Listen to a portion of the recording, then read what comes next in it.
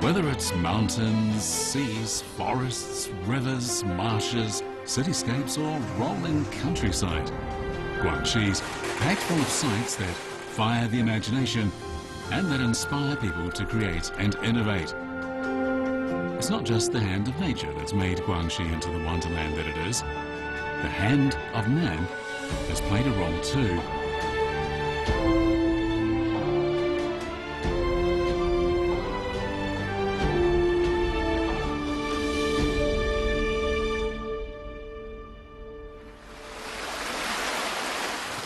On the coast of the South China Sea stands an ancient city called Qingzhou. This city, one of southwest China's most significant ports, has grown up around the mouth of the river Qing, which flows down from the north into the Gulf of Beibu. But the river Qing does more than irrigate the fields of the farmers. It's also the source of the sediments that, over thousands of years, have become a very special sort of clay, kaolin clay. 这个已经风化过了，它已经慢慢的有碎片，有片状，这个成色已经蛮不错的。做我们的女性陶烧出来的成色非常好，这种啊。这个西泥和东泥是吧？它是按照传统的我们这是4:6啊配比，然后就慢慢的把它敲碎。 These clays are rich in iron, zinc, calcium and magnesium, and potters pay a great deal of attention to the ratio of the types of clay they use. Different blends of East and West clay will contain different combinations of elements and will result in very different colours when the pottery is fired. The East clay comes from the east bank of the River Qing. It's a smooth, white, fine clay. The West clay, on the other hand, is sandy, making it grainier and giving it a reddish, purplish colour. Craftsman Huang Yanan knows the secrets of both sorts of clay.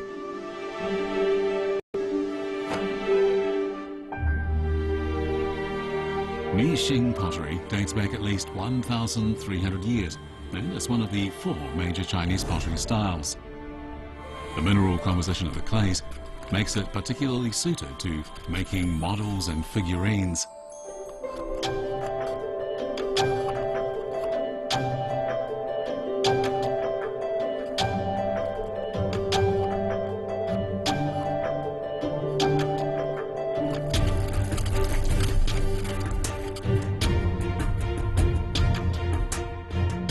Pottery is quite an unpredictable craft. You never quite know how things are going to turn out until a piece of pottery comes out of a kiln. This is especially true of colour.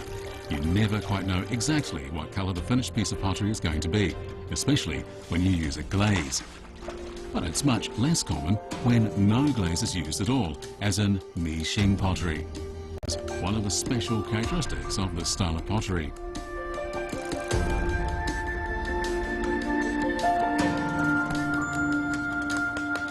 It's impossible to completely control this process. That's one of the sources of this pottery style's charm. However, a master potter like Huang Yanan has some principles to guide him.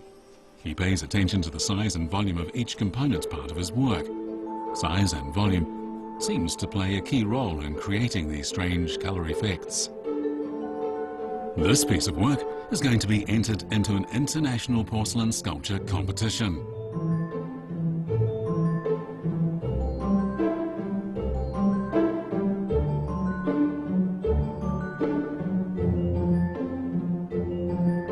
It's now going into the kiln to be fired, and Wang Yanan has high hopes of a fam.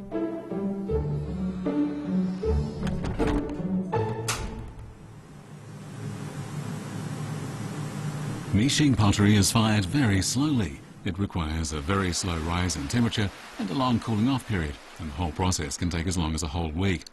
Now it's in the kiln, there's nothing he can do but wait and try to take his mind off what's going on inside the kiln.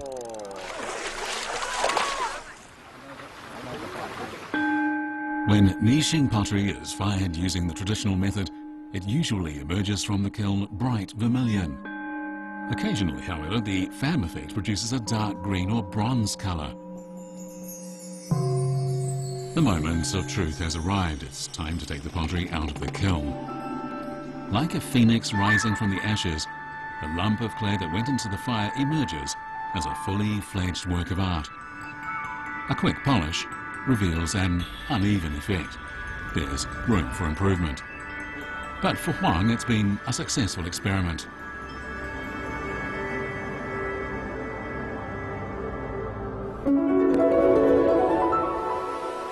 Creativity, it seems, can turn anything, even lumps of mud, into works of art. The forest is the ancestral home of all humanity. For thousands of years, the forest provided the material basis for human life, a source of food, clothing, and shelter.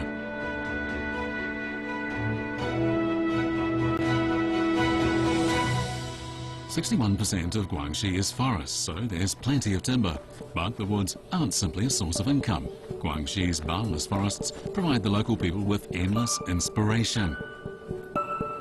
It's early summer, and up in the Damiao Mountains, Du Qingren and his son, who are of the Miao ethnic group, are on the lookout for a special kind of bamboo, which they'll use to make a lusheng, a musical instrument.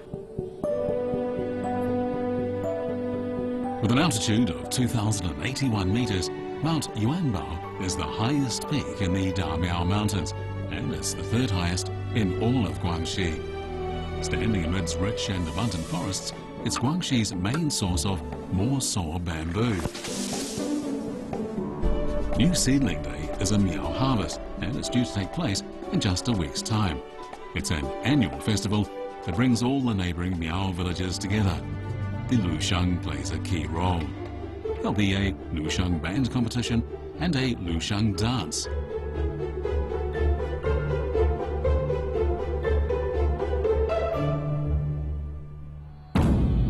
More Miao people live in the Damiao Mountains than in any other part of Guangxi. The Miao population here is close to 200,000. 48-year-old Du Qingren is one of the few craftsmen in the community who can make a lusheng. You can't just use any old bamboo stick to make a lusheng. It should taper inwards. The bamboo should be bigger at one end than the other. It's this shape that intensifies and concentrates the force of the air when a player blows into the instrument and vibrates the reed. A lusheng's volume and sound quality is entirely dependent on the piece of bamboo it's made from.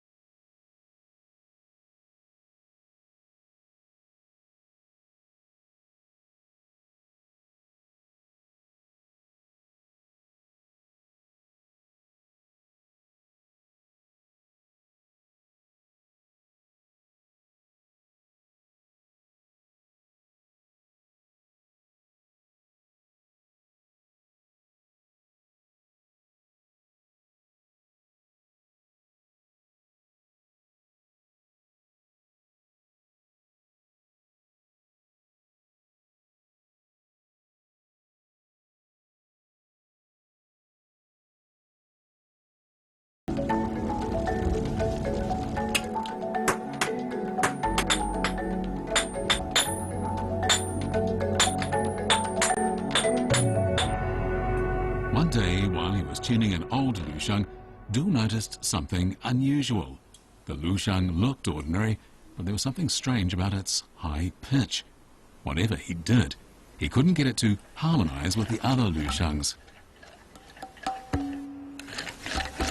Du noticed that the man who made the lushang had soldered a tiny lead spot onto the reed. Du was sure it was this speck of visible to the naked eye which accounted for the instrument's extraordinary sound. Du arrived at the conclusion that if he adjusted the proportions of the metals in the alloy, he could produce dramatically different sounding lushangs.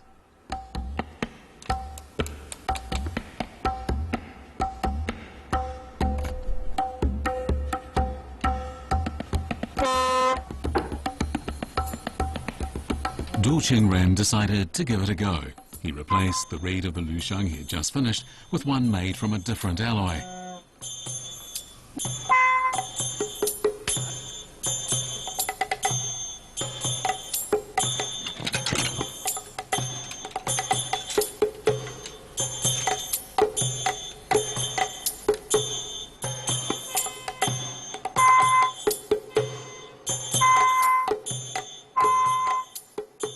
Three days later, the new lushang was ready, but Master Du didn't tell anyone about the new reed.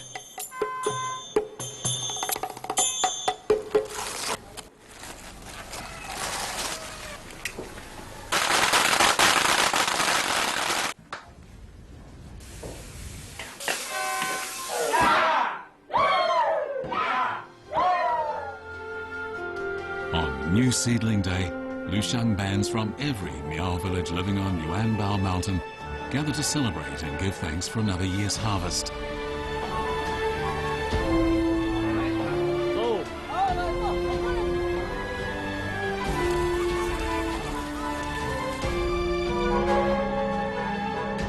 As the Miao girls, bedecked in silver, sway to the sound of the lushang, Du mingles with the crowd.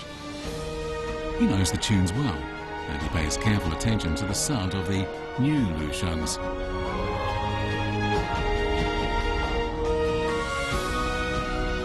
The lushangs play as one, and the people dance on.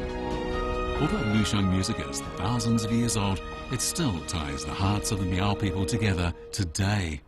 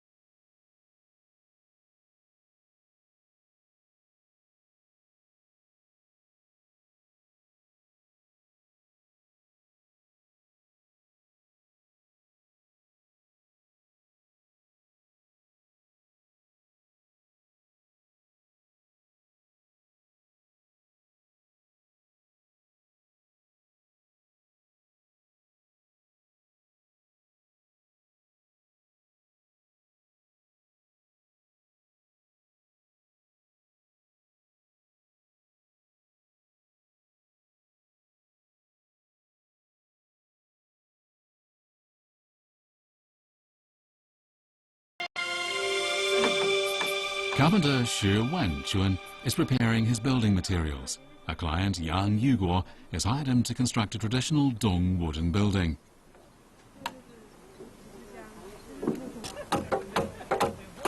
Xu Wanquan is the ink marker keeper. This means he inks the lines that determine the size and shape of the building. For a master carpenter like Xu Wanquan, his special oxhorn pen is a magical, almost sacred thing, and nobody is allowed to touch it but him. Xu Wanquan carefully selects the logs that will be turned into the beams, doors and windows of the new house. He's been getting his materials together for weeks now. Everything has to be just right, and the wood has to be well seasoned. Sometimes it seems as if Dung people are innately artistic. They don't work from blueprints, they carry every detail with them in their heads. This gauge is made of bamboo. It's used to mark off the pieces of wood that will be used for the structure so that everything they cut will be an exact fit. Special symbols are used by the craftsmen to indicate exactly what component a piece of wood is going to be made into. Again, nothing's written down. It's amazing how Dung builders can create such elegant buildings and structures using just a few simple tools and techniques. In Zhejiang, 111 traditional windbreaks and 179 drum towers survive to the present day. Their survival testifies to the enduring quality of Dung craftsmanship and its continuing relevance.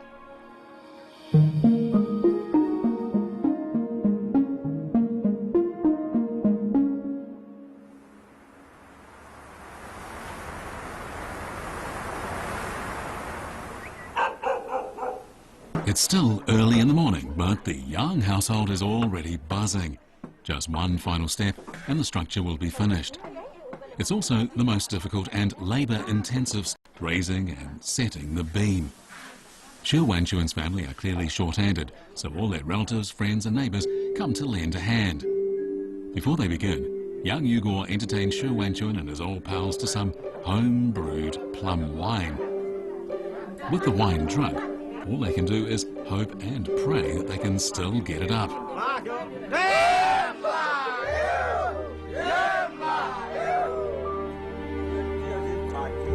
In accordance with Dung custom, Xu Wanquan paints the beam red before he puts it in place. Painting the beam red indicates that this is the final stage of construction. Once the beam's up, it becomes a home.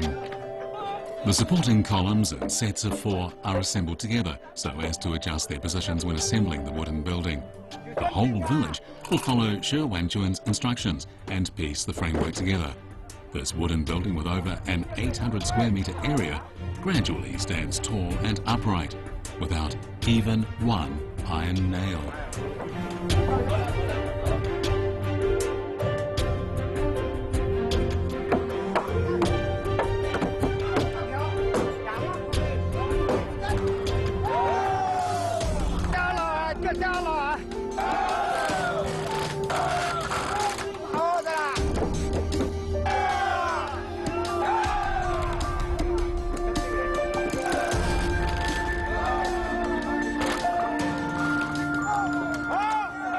It's now 12 noon, time for the beam raising ceremony.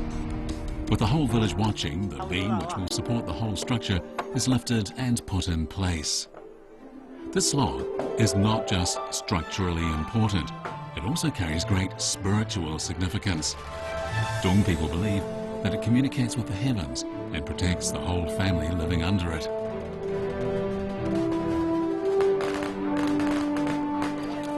As Xu Wanquan puts away his gauges, the keys to the mysteries of Dung architecture disappear from view once again. Every wooden building has its own measure gauges. They're like a secret code or cipher that's been passed down through the ages, and without them, Dung buildings couldn't be built.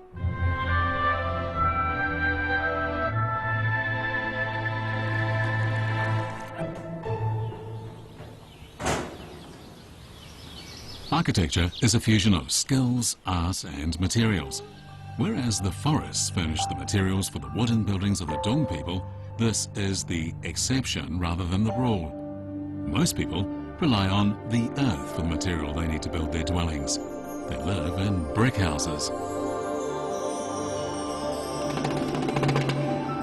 Qingzhou County, 200 kilometers east of Zhejiang County, has also been a major agricultural county. It's located at the north end of the Hunan-Guangxi corridor and has developed its own distinctive culture. Many of its unique buildings are largely unknown in the outside world. But sadly, bulldozing the past in favour of new buildings is all too common in this day and age, and increasingly the traditional styles of vernacular housing are giving way to modern buildings. The traditional village with its traditional buildings is becoming less common. But some people do what they can to preserve the old ways and the old traditions. 4 years ago, a 200-year-old building was due to be demolished to make way for a high-speed railway line. But 64-year-old farmer Tang Yijin bought the whole house down to every last brick and tile. He dismantled the house himself and went to the trouble of transporting the lot to Maidito village. Tang Yijin has been learning about wood, brick and tile building techniques ever since he was 16 years old. The virtuosity of the traditional craftsman fascinates him. It's always amazed him that seemingly ordinary bits of wood and stone become masterpieces in the hands of master craftsmen. Even though he's trained in modern architecture, his fascination with traditional architecture remains undiminished.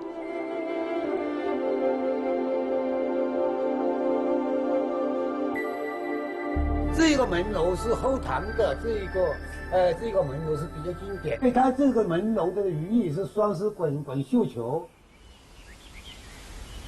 If he hears there's an old house that's been discovered, Tang Yijin will definitely pay a visit there to search for antiques that have been long forgotten.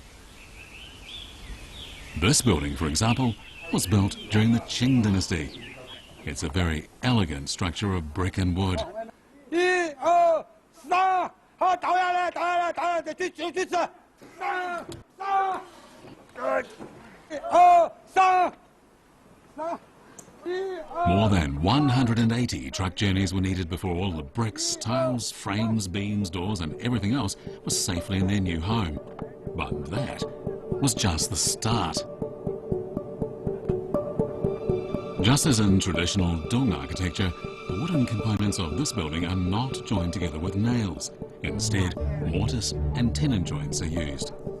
Before he took the building apart, Tang made detailed drawings and numbered each piece so he'd know exactly how to put all the thousands of pieces back together again. But even so, restoring the ancient building took more than 4 years' dedicated effort. For a dedicated fan of traditional architecture like Tang Yijin, it was worth every second. Unless these ancient arts and crafts are kept up, passed on from generation to generation, they'll end up as little more than dusty exhibits in museums. The glory of the golden years will be just a faded memory.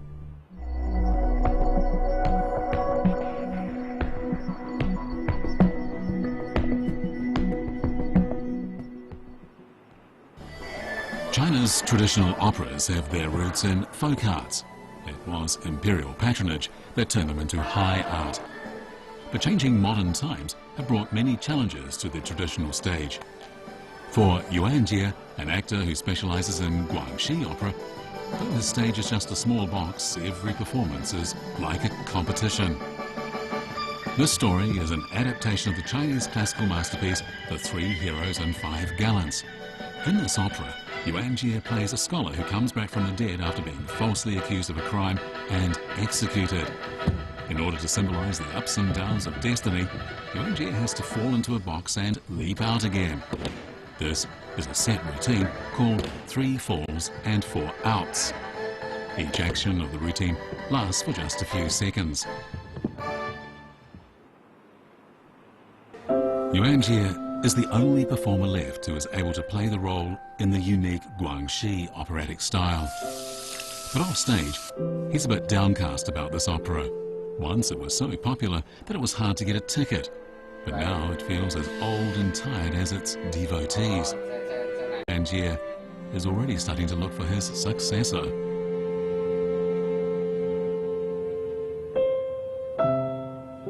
Yuan Jie served as a substitute teacher in the Guangxi Art School for a few years, and this was also the place where he made his stage debut. He feels the school offers him the best chance of finding someone who can pull off this role. 腿去砸胸脯，不要胸脯去砸腿，去砸胸脯。啊，差不多，再来一个。拿手。 But rehearsing Guangxi opera isn't easy, and in the end, the two boys give up on Guangxi opera. Playing a male character in Guangxi opera is all a gesture. How the actor positions his waist, legs and hands is an extremely important aspect of conveying character and emotion. Even though he has nothing else on except playing some supporting roles, Yuan Jie keeps up his daily training regime. If he gets slack in his training, doing the 3 falls and 4 outs will become very difficult.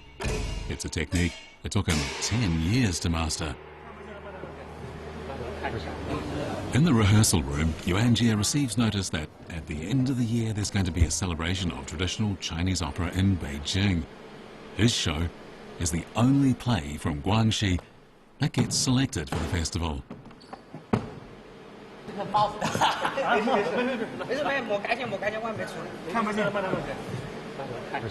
Every time Yuanjie gets into this tiny box, he has to turn around inside and then leap straight out again. And he has to repeat the process until he's finished the routine. Not only is the routine physically demanding in itself, it has to be done exactly at the right moment.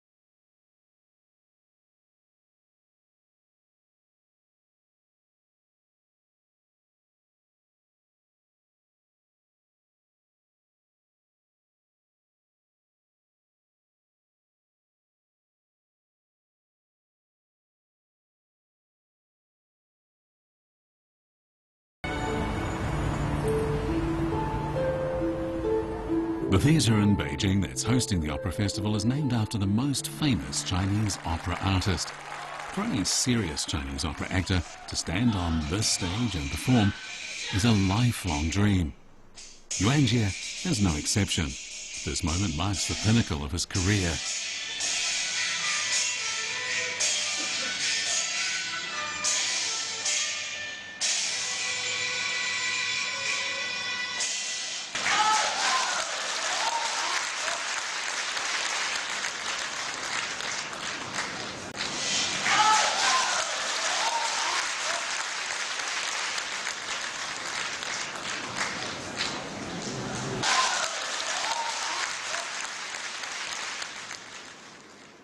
But not long after he returns from Beijing, disaster strikes.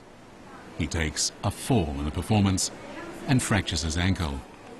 It's just a hairline fracture, but that's a serious injury for an opera performer. The search for a successor to perform in the show is now all the more urgent. He found Yu Xin at the training studio of the Guangxi acrobatic troupe.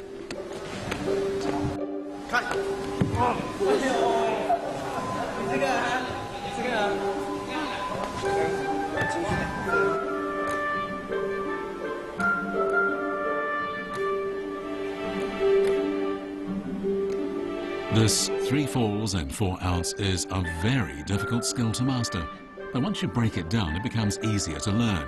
Basically, the routine consists of 2 basic maneuvers, falling forwards and falling backwards. It's not difficult to do slowly, but in performance it has to be condensed into just a few brief seconds.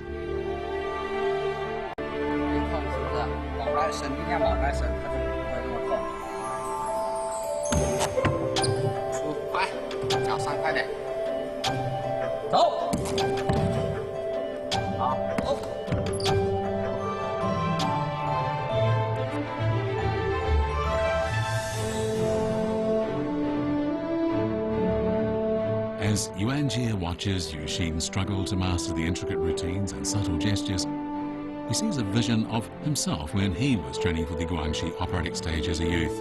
Yuanjie wonders if this child, still so young and naive, understands the immense weight that rests on his shoulders. He could end up as a star, performing in the biggest playhouses in the country. Maybe the future of Guangxi opera depends on him.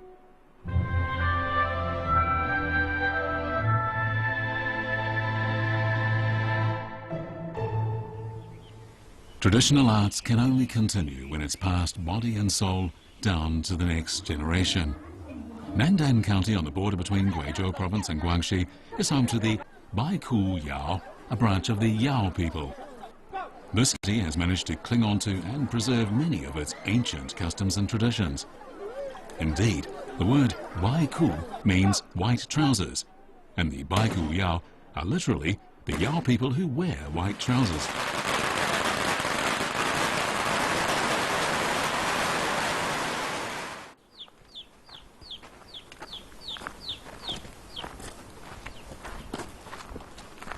A Baiku Yao girl called Lu Xiujian is now going up into the mountains with her grandfather to collect resin. The resin they want comes from a tree endemic to the Baikuyao minority areas of Guangxi and Guizhou. It's famed for its viscous, sticky quality, and it's an important dye stuff. They tap the resin by making cuts into the tree.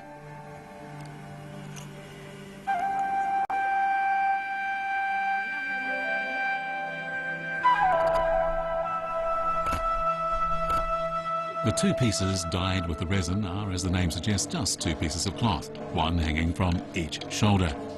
The front is usually plain black, but the rear is usually covered in colourful motifs and elaborately embroidered. The square motif has been passed down the generations, but its meaning is now lost in the depths of time. Many features of Baikuyao culture suggest that until relatively recently, their society was predominantly matriarchal. Women live relatively liberated lifestyles and enjoy a dominant social role until, that is, they marry. After marriage, all that changes. Once they move into their husbands' houses, they become entirely subservient. Lu Xiaojian is now 12 years old, an adult by Baikuyao standards.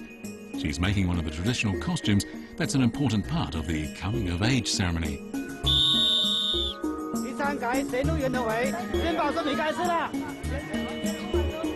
To the northeast of Nandan and Wenqian village of Bama County, less than 100 kilometers from Lu Xiaojian's home, another 12-year-old Yao girl is about to enter the first important contest of her life. The wooden crossbow was invented more than 2,000 years ago. Before the invention of firearms, it really was a formidable weapon. All the inhabitants of Wenqian village are going to take part in the competition regardless of age. All the crossbows they use in the competition are handmade. Qin Yuanyuan's father, Qin Haixiang, is Wenqian village's most renowned bowman, and he is responsible for organizing this annual competition. Although it's the first time Yuanyuan's taken part in the competition, she still somehow manages to make it to the final.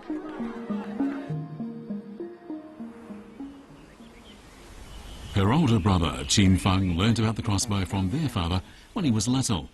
Before the final, he patiently coaches her.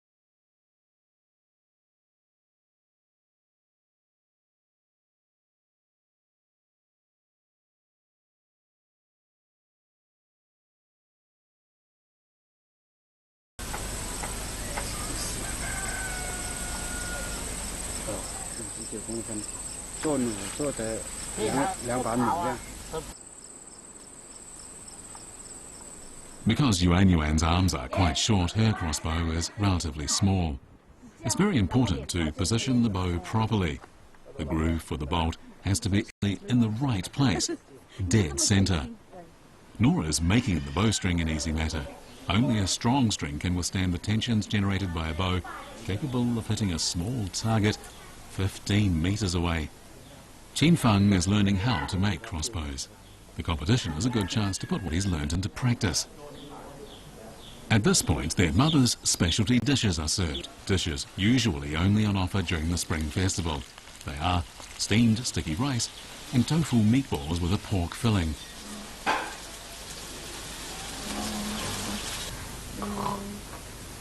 Lu Xiaojian starts on her clothes. To make a suit of Baikuyao traditional clothes will take a whole year. From weaving to spinning to sketching to embroidering, more than 30 separate processes are involved. All the materials come from the mountainside. Waikuyao women are great at weaving, and they know all about the properties of local plants. The sticky resin is heated and mixed with beef tallow to create a wax. Once that's done, they can use a special bamboo knife to draw fine lines on the cotton cloth. The designs they create using this method are fine and delicate, and once they're done, they can dye the cloth. The dyes they use are made of local plants and ash. The areas painted with the resin wax will turn black when they come into contact with the dye. The other areas will go indigo blue. Once the dyeing's done, Xiaozhen can augment and highlight the resulting designs by embroidering them with red, green, yellow and white silk thread. In the squares, Xiaozhen embroiders golden pheasants, the symbol of her nationality.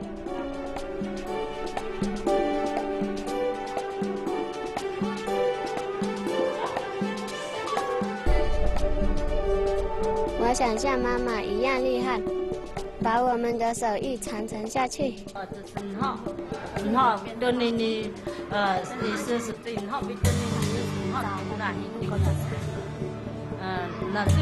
the golden pheasant motif is not easy to embroider.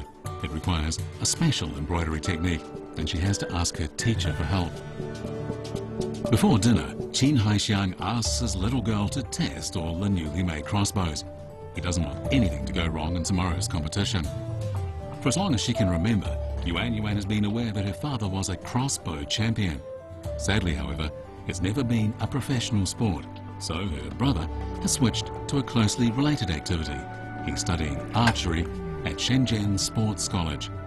Still, Yuan knows that all her father wants is to show the villagers that his little girl is handy with a crossbow.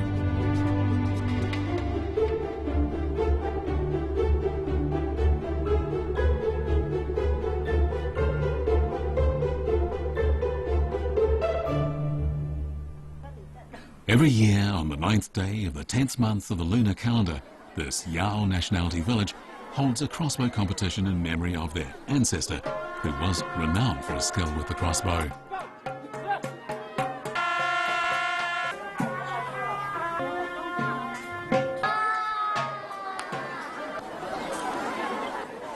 Qin Haixiang always takes the medals and trophies he's won over the years to the competition. He's not just showing off. He feels that these honours belong to the crossbowmen of the village as a whole.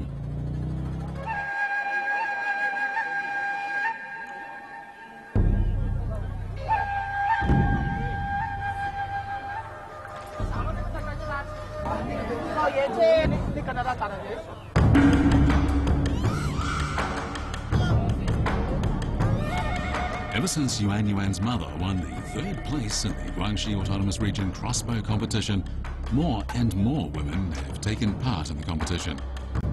But so far, not many girls have made it to the final.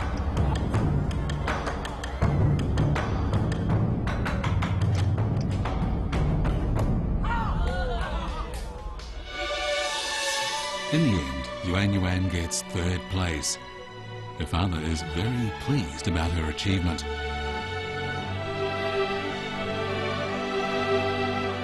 Times change, and as they do, traditional forms of art and expression die out. Yet, there are always inquisitive people around, keen to find out about the treasures of the past. And as long as such people exist, these traditions will never entirely die out.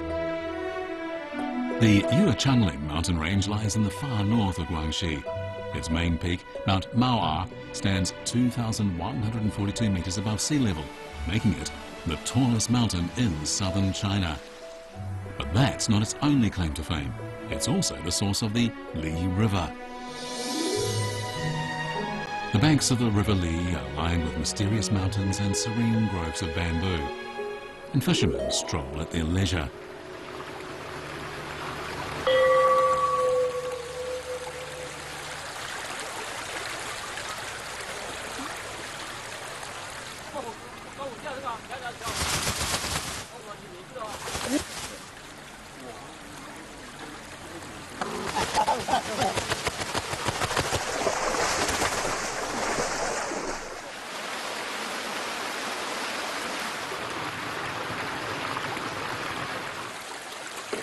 Lacquerware craftsman Wan Boyan takes his students down to the banks of the Li River. They're not just here to take in the beautiful views. Wang Boyang wants to do a special type of lacquerwork called rhino skin lacquer. In this kind of lacquerware, lacquer is applied over natural objects. It's a technique that dates back to the Tang dynasty but became popular during the Song dynasty. However, when it fell out of fashion, the skilled craftsmanship involved in creating this complex form of lacquerware was almost entirely lost.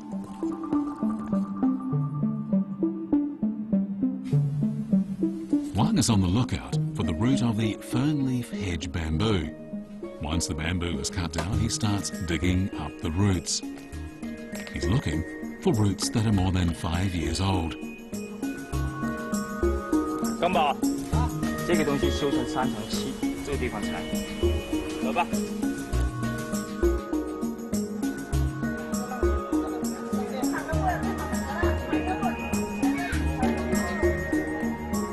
Wang Boyang is 37 years old this year, and he's studied the art of Chinese lacquering for more than 10 years.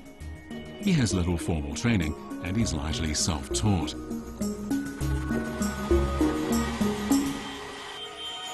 He likes to use oddly shaped natural objects as the framework for his lacquerware, and bamboo is great for this because it's readily available and comes in lots of different shapes and sizes.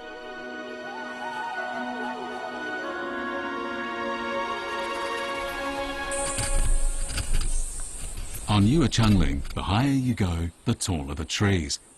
The lacquer tree grows at altitudes above 800 meters. When cutting into the bark of the lacquer tree, thick sap comes out. This sap sets very hard. It started to be painted onto objects as a varnish 7,000 years ago. To make rhino skin lacquer, first you mix 65% raw lacquer with egg white. This results in an emulsion that can be used as a paint. Layers of this paint applied to an uneven surface create a stunning visual effect, and when dried and polished, it somewhat resembles tiger or rhino skin, hence the name rhino skin lacquer. "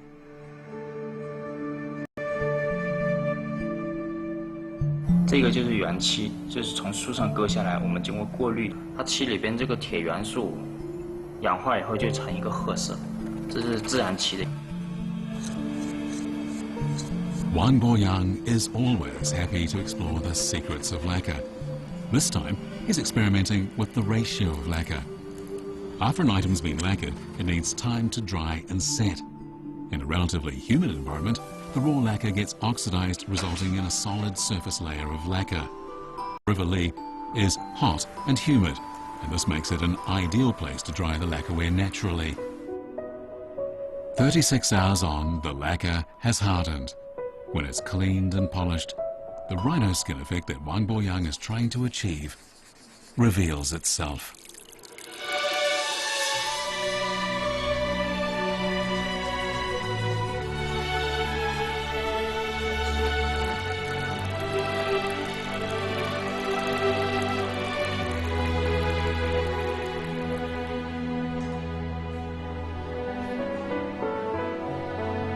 In Nandan County, Lu Xiaojian has learned the twin-sided embroidery technique, and the feathers of the 2 golden pheasants she's embroidered stand out beautifully. Like Qin Yuan Yuan in Bama County, this young girl has grown under the care of her elders.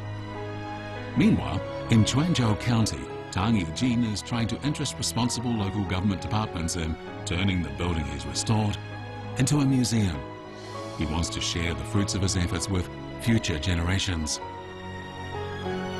Here, on Guangxi's 240,000 square kilometers, people and nature live in harmony. Whether it's up in the mountainous countryside or in the hustle and bustle of the city, art, generated by real life and inspired by the environment, enriches people's lives and brings them inner peace.